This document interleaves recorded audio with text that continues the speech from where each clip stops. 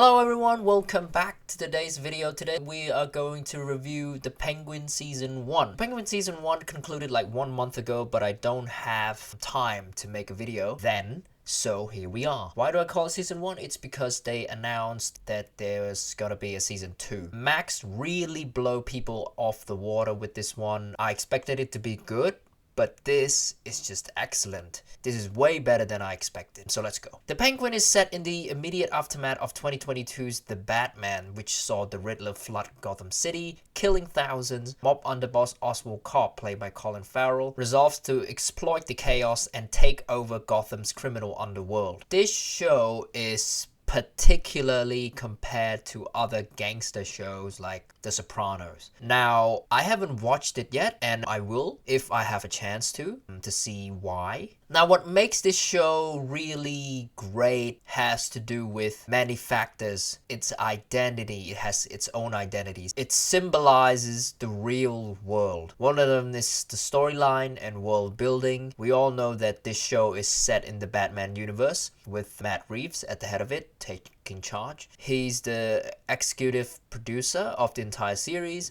So here we see the aftermath of the end of the Batman, and both the Riddler and Batman couldn't be more wrong. Like, we can see that no matter what happens, no matter how much Batman tried to fight crimes, putting on a suit, being a Cape Crusader, all of the rich corrupted people still find ways to live their lives easily, while the poor innocent people were the ones who suffered the most. This series showed that the rich people get to where they are because they manipulate people around them and basically use everyone around them as stepping stone to reach further and climb impossible mountains to get what they want. This show expands further on how broken and crumbled Gotham City is. This city is very far from saved. Jumping from one episode to another feels so smooth, like the storytelling is so great. The pace is fantastic, and 8 episodes just feel perfect. And if you think I lean too much because I put the mic here, I feel like my sound quality kind of dropped a little bit in a few videos recently. But no one's telling me that because not many people comment on my video, but that's fine. So the Penguin, played by Colin Farrell, just give the man the medals. Like all of the awards that exist. This man didn't play the Penguin. He was born to be the Penguin. He basically got this role while he was in his mother's womb. Like, who could play it better than him? No disrespect to Danny DeVito. Like, he played his version very well, very impressive. But this guy's acting and character is just generational and inspiring. The Penguin's character is also very well written, and it has lots and lots of layers. He even needs to wear a prosthetic makeup. He needs to wear a suit. He needs to do the walking like the Penguin. He needs to do the accent. Oh my god, that guy. They take us on a journey to understand his motives, his thought process, the way he basically use and manipulate people around him just to get what he wants. He's basically like a talker, a speech kind of guy. Still, he shows some soft side, soft spot, some humane weaknesses when it comes to certain scenarios. He's a funny guy, but he's also dangerous and unpredictable. That's what makes the character so good.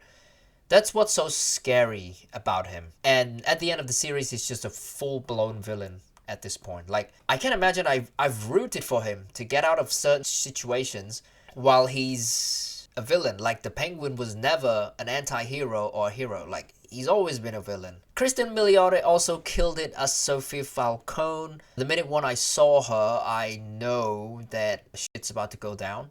I know this woman is no ordinary, and the way the writers piece all her story together, all her backstory is completely justified to how she got to where she is now. Like, she feels vulnerable. Like, she feel like she got undeserved injustice, and all of those stuff leads to her doing these terrible things.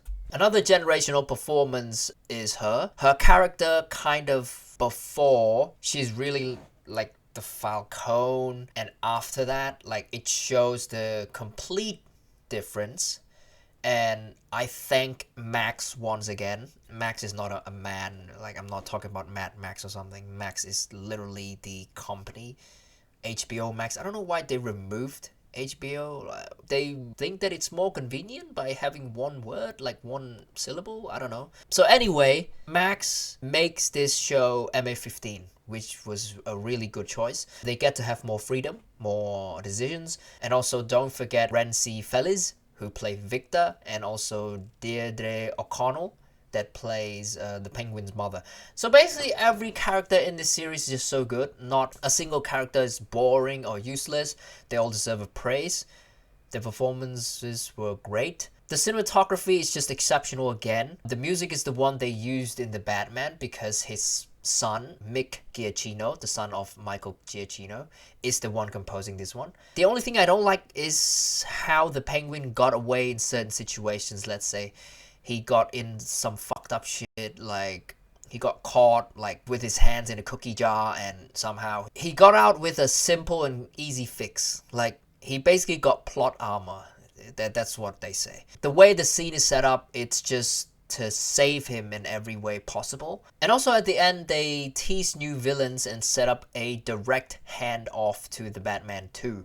And I just can't wait for that movie. So The Penguin Season 1, I'm gonna give it a 9 out of 10. It's a very good show, solid.